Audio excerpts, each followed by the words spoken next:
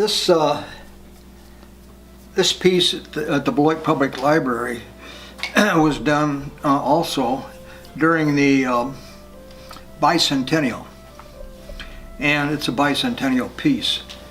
And they had put on an addition at that time, and so this sits in front of what at the time was the new addition to the Beloit Public Library, which is now not the Beloit Public Library, but is acquired by Beloit College, and it's the Hendricks Fine Arts Center.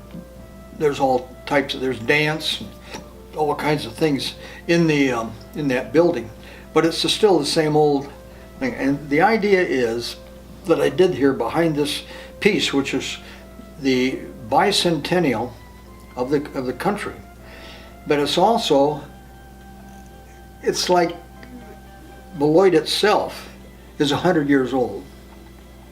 It was established sometime, in the 1850s or something like that, more. But basically, it's the history. This is the time when Beloit was being developed. So Beloit has gone through a lot of different changes, and it was actually established in its location because it was a narrow part of the river, so they could get across.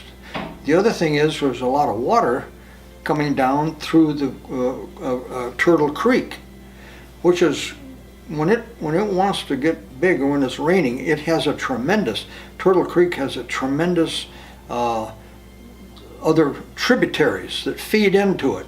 Turtle Lake, which is just north of Lake Geneva. That's the original thing, and that's actually, if you've ever swum, I have had friends that have a place there, and when you swim out there, you can just, it's not a big lake, but boy, can you feel the spring water. It's just as cool as can be. It's almost too cold, because there are places where you got dozens of springs coming in. So that creek is spring fed, and it comes down, and it's a confluence of the Rock River and Turtle Creek. And that's one of the reasons that Beloit was settled there. A lot of fresh water, transportation on the river, this and that. And the people who founded Beloit also went up on the top of the hill and started a school. It's called now Beloit College. Beloit College is the oldest college in the state of Wisconsin. 1846, which happens to be my freshman year. And then the first graduating class is 19. No, mine was 1946, and 1846, and I graduated in 1950. So fits in with me too, sort of a thing. But the other thing is that it's a confluence of education. The first things these people did that came to settle Beloit was to build an academy for their kids, which started in the 1850s. And then, so you got education, and then you come to find out that this is a wonderful place to grow corn and agriculture and the whole, we're right on the state line.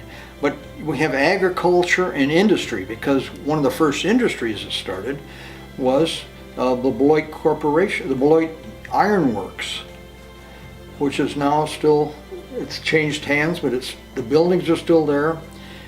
And there's a big dam there, and there was a canal that ran through. And that canal powered, just like up in Green Bay, the river powered all these industries down there. So you had this combination of industry and agriculture. You had two states. We're right on the state. South Beloit's in Illinois. So you have Wisconsin and Illinois. That's a confluence. We had a number of immigrant families who came to work at both the Beloit, it's now called a corporation, or it's gone out of business, but also Fairbanks Morris, which made, and they still make, big diesel engines. And when I was in school, I can remember they had a test floor for all of their, they made diesel engines basically for minesweepers and submarines. And that test floor for those things, you could, all over town, you could feel this, just boom, boom, boom, boom. You could hear it like that, just all the time, especially at the college, because we were just across the street, kind of.